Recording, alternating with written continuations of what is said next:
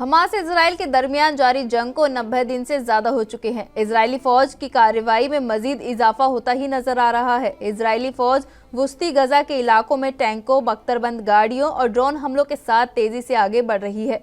आपको बता दें कि जुनूबी और वस्ती गजा पर रात गए इजरायली हमलों से मरने वालों की तादाद बढ़ गई है। वहीं खान यूनिस में बीती रात एक घर को निशाना बनाने वाले इजरायली फिजाई हमले में तकरीबन 22 फिलिस्तीनी हलाक हो गए। मुतासरीन में मकामी सहाफी मोहम्मद अवाद के अहले खाना भी शामिल थे, जिन्होंने ताज़ा तरीन तादाद की इत्तला दी। हमले के मुतासरीन में ज्यादातर ख्वातीन और बच्चे शामिल हैं। खान यूनिस में हुए इस हमले के एक आईनी शाहिद ने बताया कि हम उस घर में गए जहां इजरायली फिजाई फौज ने बम गिराया था और हमने देखा कि बम की जद में आए तबाहकुन घर में मासूम बच्चे, ख्वातीन और दीगर लोगों की लाशें दबी पड़ी थी। ये सब लोग बेगुनाह लोग थे। आज गजा में बमबारी की वजह से जख्मी लोगों को वस्ती गजा के अलेक्सा अस्पताल में ले जाया गया। अस्पताल में हर आने वाले के चेहरे पर अजियत अयां है। एक छोटा बच्चा अपनी मां के लिए रो रहा है। इसी अस्पताल के बाहर मरने वालों का जनाजा भी पढ़ा जा रहा है।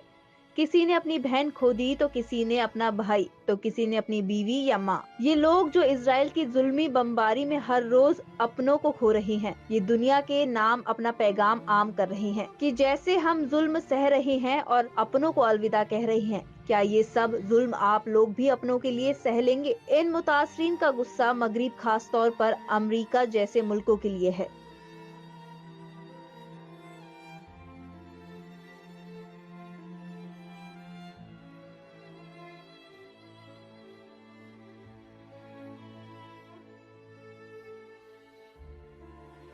हमारे नाजरीन के लिए एक बहुत बड़ी खुशखबरी है। तहजीब टीवी लगातार कई हफ्तों से हिंदुस्तान में उर्दू दुनिया का नंबर 1 चैनल बनता आ रहा है।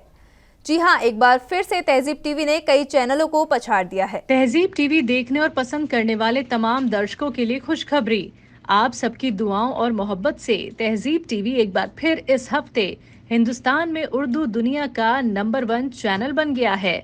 इस हफ्ते की बार्क रिपोर्ट्स के मुताबिक तहजीब टीवी ने HSM, GRP और सबसे ज्यादा वक्त तक देखे जाने वाले चैनल की रेस में बड़े बड़े उर्दू चैनल को पीछे कर दिया है। लगातार कई महीनों से अब तक तहजीब टीवी उर्दू चैनल में सबसे ज्यादा वक्त तक देखा जाने वाला चैनल तो था ही, लेकिन एक बार फिर से इस हफ्ते GRP में भी पहले पायदान पर आ पहुंचा। हमारे दर्शकों की मुसलसल जोड़ी और बेपनाह मोहब्बत का ही ये नतीजा है कि आज तहजीब टीवी उर्दू दुनिया का नंबर 1 चैनल बन गया है और इसके लिए हम अपने तमाम नाजरीन का तहे दिल से शुक्रिया अदा करते हैं। अब बात करेंगे अलीगढ़ मुस्लिम यूनिवर्सिटी की, जहां पर सुप्रीम कोर्ट आने वाली 9 तारीख को AMU के अक़लियती इदारे के मामले में सुनवाई करेगा। आपको बता दें कि ये मामला AMU के दाखिले से मुताल्लिक भी है। आइए समझते हैं क्या है पूरा मामला। सुप्रीम कोर्ट की 7 जजों की कॉन्स्टिट्यूशनल बेंच अलीगढ़ मुस्लिम यूनिवर्सिटी के अक़लियती दर्जे को लेकर दायर दरख्वास्त पर 9 जनवरी से सुनवाई शुरू करेगी। CJI DY चंद्रचूड़ की रहनुमाई वाली बेंच में जस्टिस संजीव खन्ना, सूर्यकांत, JB पारदीवाला, दीपांकर दत्ता, मनोज मिश्रा और KV विश्वनाथन भी शामिल होंगे। इस मामले की गहराई में जाते हुए आपको बता दें कि ये मामला 2005 का है। दरअसल इससे 1 साल पहले साल 2004 में मनमोहन सिंह की सरकार की तरफ से एक खत में कहा गया था कि AMU अक़लियती इदारा है, इसलिए वे अपनी दाखिला से जुड़े कानून खुद बदल सकता है। उस वक्त की मरकजी सरकार की इजाजत के बाद यूनिवर्सिटी ने MD MS में दाखिल बच्चों के लिए दाखिल कानून बदल कर बच्चों को रिजर्वेशन दिया।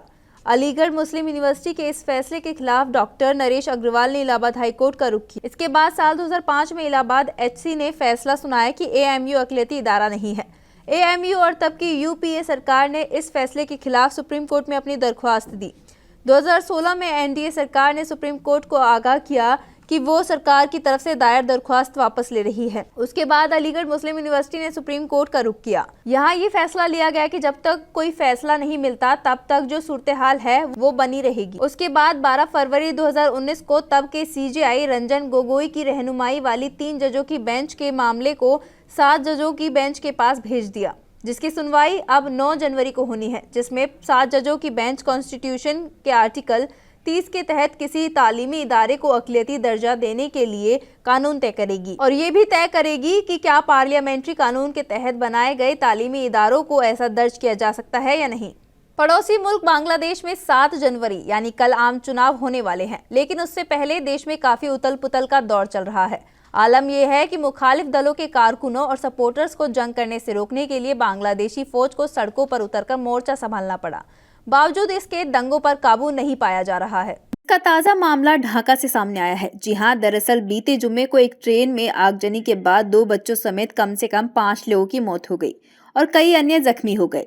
अफसरान के जरिए दी गई जानकारी के मुताबिक ये ट्रेन भारतीय सीमा से लगे तटीय शहर बेनापोल से आ रही थी। उन्होंने बताया कि ये हादसा मुल्क में आम चुनाव से 2 दिन पहले हुआ है। पिछले कुछ दिनों से बांग्लादेश में हालात बहुत खराब हैं और सियासी दंगे में अब तक कई लोगों की जान जा चुकी है। मीडिया रिपोर्ट से मिली जानकारी के मुताबिक आगजनी की ये घटना जुमेरात करीब 9 बजे हुई, जिसमें पश्चिम बंगाल की सरहद से सटे शहर बेनापोल से चलने वाली बेनापोल एक्सप्रेस की 4 बोगियों में आग लगा दी गई। घटना के वक्त ट्रेन ढाका के कमलापुर रेलवे स्टेशन के करीब थी। बचावकर्ताओं को मौके से तकरीबन 5 लोगों की लाशें बरामद हुई। बताया जा रहा है कि एक युवक की जान लोगों को जलती हुई ट्रेन से बाहर निकालने में चली गई।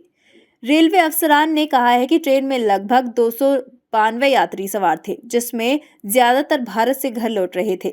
बता दें कि पिछले कुछ महीनों में ट्रेन में आगजनी की वारदात में बढ़ोतरी देखने को मिली है। पिछले कुछ महीनों में ट्रेन में आगजनी की यह 5वीं घटना है। बता दें, एक तरफ जहां बांग्लादेश सरकार इस वारदात के पीछे सरकार शरपसंद अनासिर के होने की आशंका जता रही है, तो वहीं विपक्ष इसे सत्ताधारी दल की साजिश बता रही है और यूएनओ की निगरानी में वारदात की जांच की मांग की है। मुकामी चैनलों के मुताबिक ट्रेन में सवार कई यात्री भारतीय शहरी थे। पुलिस को शक है कि ये आगजनी का मामला है, जिन्होंने 5 डिब्बों में आग लगा दी है। ईडी की टीम जब राशन घोटाले की तहकीकात के सिलसिले में मगरिबी बंगाल के 24 परगना पहुंची तो उन पर हमला कर दिया गया।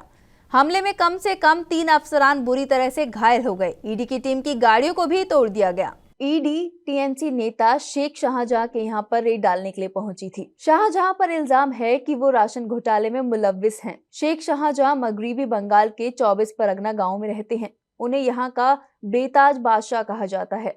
शाहजहां इस इलाके से जिला परिषद के रुकन हैं। शाहजहां की पैदाइश बेहद गरीब परिवार में हुई, लेकिन आज वो एक बड़ी ताकत है। मकामी लोगों के मुताबिक शाहजहां साल 2006 से कई तरह के कामों में मुलव्विस रहे, लेकिन उन पर कभी आंच नहीं आई। इसकी वजह यह है कि उन्होंने हमेशा बड़े नेताओं के साथ दोस्ती रखी। इल्जाम है कि शाहजहां ने कई इंतखाबात में धांधली भी की, इसलिए वो बड़े लोगों के करीब रहे। शाहजहां को ईडी ने अब हिरासत में लिया है। ईडी उनसे पूछताछ करेगी। उन पर राशन घोटाले का इल्जाम है। ईडी की टीम राशन घोटाला मामले में ही उनके यहाँ पूछताछ करने के लिए पहुंची थी, लेकिन टीम पर उनके गुर्गों ने हमला कर दिया। पश्चिम बंगाल कांग्रेस के सदर अधीर रंजन चौधरी ने मीडिया से बात करते हुए कहा, ये साफ है कि सत्तारूढ़ पार्टी की मदद पीछे से है। तभी बंगाल में काका बाबू, खोका बाबू, शाहजहां और नूरजहां की कोई कमी नहीं है। अगर बीजेपी में हिम्मत है तो उन्हें कुछ करके दिखाना चाहिए। वे मणिपुर में कुछ कर नहीं पाए तो बंगाल में कैसे करेंगे? हम कम से कम अशांत क्षेत्र में राष्ट्रपति शासन चाहते हैं। इसका हिम्मत कैसे जुटा पाते? ये स्पष्ट है कि सत्तारूढ़ पार्टी की मदद पीछे से है। ये सत्तारूढ़ पार्टी पीछे से इनको शक्ति देते हैं, ताकत देती है। इसलिए ये बंगाल में काका बाबू, खोका बाबू, शाहजहां, नूरजहां की कभी कहीं कमी नहीं है। अगर बीजेपी पार्टी की हिम्मत है तो कुछ करके दिखाओ। मणिपुर में तुम कर नहीं पाए, बंगाल में कैसे करोगे?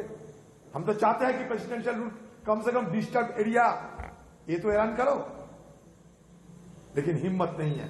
दिल्ली एनसीआर सहित पूरे उत्तर भारत में कोल्ड डे का असर देखने को मिल रहा है। बर्फीली हवा, कोहरा और गलन का एहसास लगातार मुश्किलें बढ़ा रहा है।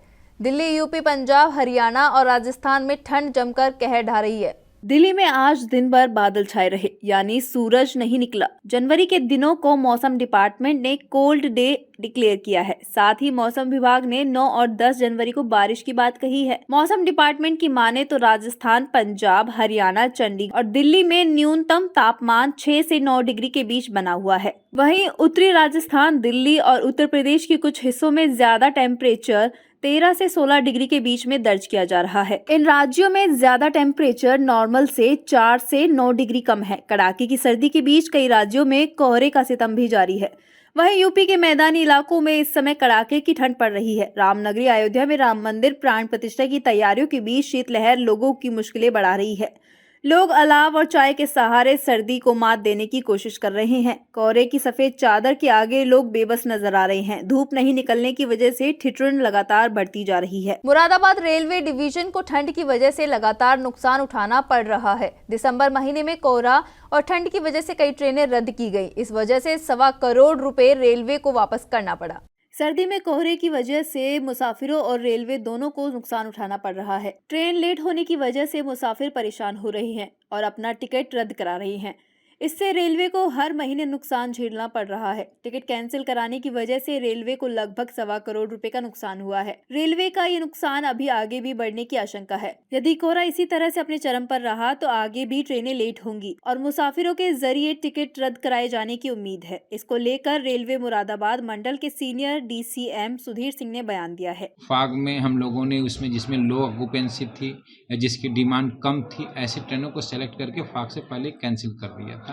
लेकिन फिर भी बहुत सारे यात्रियों ने उसमें टिकट लिए थे, तो वो टिकट लगभग 22,000 के आसपास के टिकट जो हैं, 20,000 पैसेंजर ने टिकट लगभग कैंसिल कराए हैं, मतलब दिसंबर के महीने में। ये आंकड़ा केवल दिसंबर के महीने का है कि जो ट्रेनें ऑलरेडी मतलब इंट्रोड्यूस हो चुकी थी, जिनके टिकट बन चुके थे, चाहे वो ऑनलाइन हो चाहे ऑफलाइन हो, तो 20,000 लोगों ने टिकट दिसंबर महीने में कैंसिल कराए या ऑटोमेटिक कैंसिल बहुत का इसमें से हो गया, क्योंकि ट्रेन कैंसिल थी तो ऑटोमेटिक रिफंड ई टिकट वालों को तो मिल जाता है, लेकिन जो पेपर टिकट वाले थे उन्होंने अपना आके रिफंड लिया और इससे लगभग 1.25 करोड़ रुपए रिफंड के रूप में हमको देने पड़े। अमेरिका में शनिचर को एक बेहद बड़ा प्लेन हादसा हुआ, जिसे सुनकर आपकी भी धड़कनें रुक जाएंगी। मीडिया रिपोर्ट के मुताबिक अलास्का एयरलाइंस की एक फ्लाइट की खिड़की और प्लेन का एक हिस्सा बीच हवा में ही उड़ गया। इसके बाद इस प्लेन की ओरेगोन शहर में किसी तरह इमरजेंसी लैंडिंग करानी पड़ी। प्लेन में सवार एक मुसाफिर ने मकामी मीडिया आउटलेट को प्लेन के अंदर की तस्वीरें भेजी, जिसमें यात्री की सीटों के बगल में एक खाली छेद दिख रहा है। हालांकि फिलहाल ये साफ नहीं हो सका है कि इस हादसे में कोई जख्मी हुआ है या नहीं। उधर अलास्का एयरलाइंस ने कहा कि वो इस हादसे के पीछे की वजह की जांच कर रही है। कंपनी ने एसोसिएटेड प्रेस को एक ईमेल बयान में कहा, ओरेगोन के पोर्टलैंड से कैलिफोर्निया में ओंटारियो के लिए उड़ी अलास्का एयरलाइंस की उड़ान नंबर 1282 में उड़ान भरने के फौरन बाद ये हादसा हुआ। ये विमान 174 मेहमानों और चालक दल के 6 मेंबर के साथ पोर्टलैंड अंतर्राष्ट्रीय हवाई अड्डे पर बाहिफाजत उतर गया।